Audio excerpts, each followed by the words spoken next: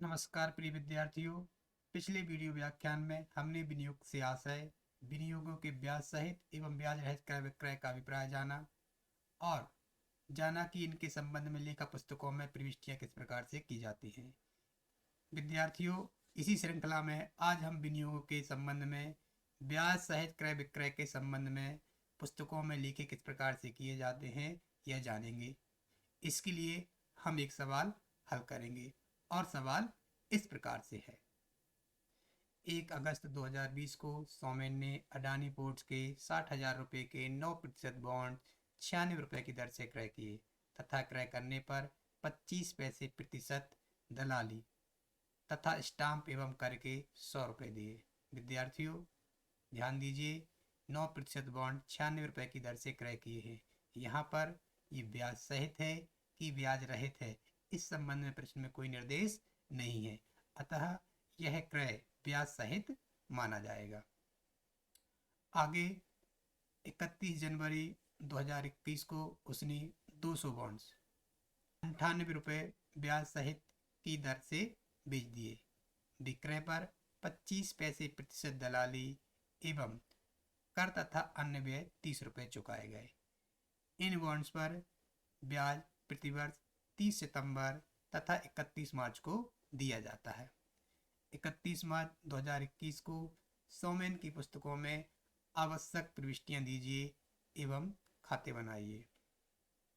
तो विद्यार्थियों प्रश्न को हल करना शुरू करते हैं। सबसे पहले सोमेन अपनी पुस्तकों में अडानी पोर्ट्स के 9% बॉन्ड्स का खाता बनाएगा, जिसमें वह सबसे पहले 1 अगस्त 2020 को क्रय की एंट्री करेगा। तो करते हैं क्रय की एंट्री। क्रय की एंट्री डेबिट पक्ष में की जाएगी 1/8/2020 को टू बैंक अकाउंट, जिसमें फेस वैल्यू 60,000 रुपये दी गई है और बॉन्ड्स का क्रय मूल्य क्या है, यह 96 रुपये की दर से 600 बॉन्ड्स खरीदे गए हैं। अतः अब हम इसकी गणना कर लेते हैं। करते हैं विद्यार्थियों गणना। तो परचेज प्राइस क्या होगा, 600 बॉन्ड्स गुणा 96, 57,600।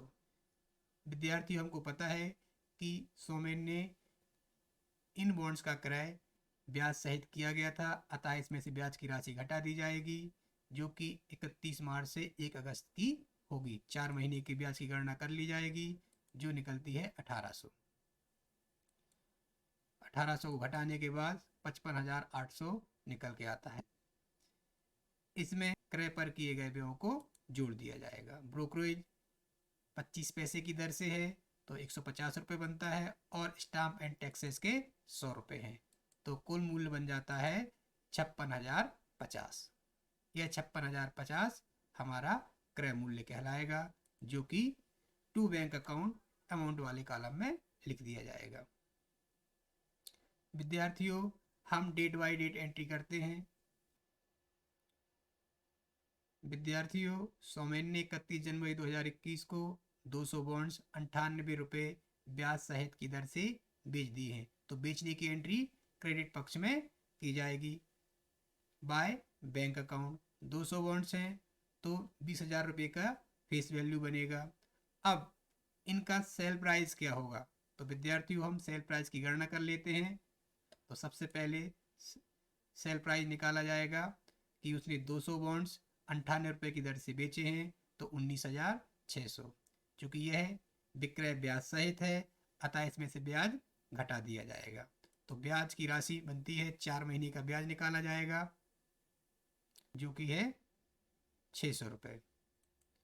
घटाने के बाद राशि बनती है 19,000। इस मूल्य में से विक्रय पर किए गए खर्चों को घटा दिया जाएगा। ब्रोकरेज बनता है 25 पैसे के हिसाब से 50 रुपये और 30 रुपये अन्य खर्चे किए थे, स्टाम्प एंड टैक्स खर्चे हुए थे 30 रुपये। इस प्रकार से 18,920 सेल प्राइस निकल आता है। तो सेल प्राइस की एंट्री अमाउंट वाले कॉलम में कर दी जाएगी। विद्यार्थियों खाते 31 मार्च को बंद किए जाते हैं, तो खाते बंद करने के लिए हम इनका अंतिम शेष निकाल लेंगे, जो कि इस प्रकार से होगा। शेष क्रेडिट पक्ष में लिखा जाता है 31 मार्च 2021 बाय बैलेंस CD। विद्यार्थियों सोमेन ने 600 बॉन्ड्स खरीदे थे और उसमें से 200 बॉन्ड्स बेच दिए हैं, तो उसके पास 400 बॉन्ड्स बचे हैं जिनका फेस वैल्यू 40,000 है। बच्चों, क्लोजिंग बैलेंस की गणना हम इस प्रकार से कर सकते हैं कि 60,000 की फेस वैल्यू पर उनका वास्तविक मूल्य 56,050 था, तो 40,000 की फेस वैल्यू पर उसका मूल्य क्या होगा। 600 बॉन्ड्स का वास्तविक मूल्य 56,050 है, तो 400 बॉन्ड्स का वास्तविक मूल्य क्या होगा। तो गणना कर लेते हैं क्लोजिंग बैलेंस की। 56,050 गुणा 400 भागे 600 बराबर 37,367। इसकी एंट्री हम अमाउंट वाले कॉलम में कर देते हैं, 37,367। इसके बाद दोनों पक्षों का योग लगा लिया जाएगा। हम सबसे पहले फेस वैल्यू का योग देखते हैं। फेस वैल्यू दोनों पक्षों की बराबर है, तो दोनों साइड हमने 60,000 रुपये लिख दिए। अब हम देखते हैं अमाउंट वाले कॉलम का योग। तो देखते हैं कि क्रेडिट पक्ष का योग अधिक है 56,287। अंतर की राशि क्रेडिट पक्ष में लिख दी जाएगी जो आती है 237। लाभ होगा to profit and loss account के नाम से लिखे जाएंगे। तो इस प्रकार विद्यार्थियों, सोमेन की पुस्तकों में हमने 9% अडानी पोर्ट्स बॉन्ड्स अकाउंट बनाया। इसके बाद अब हम ब्याज खाता बनाएंगे। तो ब्याज यदि प्राप्त होता है तो उसकी एंट्री क्रेडिट में की जाती है, और यदि ब्याज का भुगतान किया जाता है उसका लेखा डेबिट में किया जाता है। तो विद्यार्थियों, हमको पता है कि जब सोमेन ने बॉन्ड्स खरीदे थे उस समय ब्याज सहित क्रय किया था, अर्थात उसने ब्याज का भुगतान किया था। इसकी गणना हम पहले कर चुके हैं कि उसने 1800 रुपये का ब्याज चुकाया था। तो इसकी एंट्री हम डेबिट पक्ष में कर लेंगे। 1/8/2020 को टू बैंक अकाउंट 1800 रुपये का उसने ब्याज का भुगतान किया था। इसके बाद 30 सितंबर को उसको पहला ब्याज प्राप्त होगा। बाय बैंक अकाउंट के नाम से लेखा किया जाएगा और ब्याज की गणना कर ली जाएगी। तो करते हैं ब्याज की गणना। इंटरेस्ट रिसीव्ड 30 सितंबर को होना है, जो कि 60,000 के मूल्य पर प्राप्त होगा 9% की दर से 6 महीने के लिए 2700 रुपये का। और विद्यार्थियों 31 मार्च को इसको पुनः ब्याज प्राप्त होगा, जिसकी गणना भी हम पहले से ही कर लेते हैं। इंटरेस्ट रिसीव्ड 31 मार्च को, तो विद्यार्थियों ध्यान दीजिएगा, उसने 200 बॉन्ड्स बेच दिए हैं, तो अब उसके पास 40,000 के बॉन्ड्स बचे हैं और 9% की दर से 6 महीने का ब्याज 1800 रुपये बनेगा। इन दोनों का लेखा हम ब्याज खाते के क्रेडिट पक्ष में कर देंगे। तो बाय बैंक अकाउंट 2700।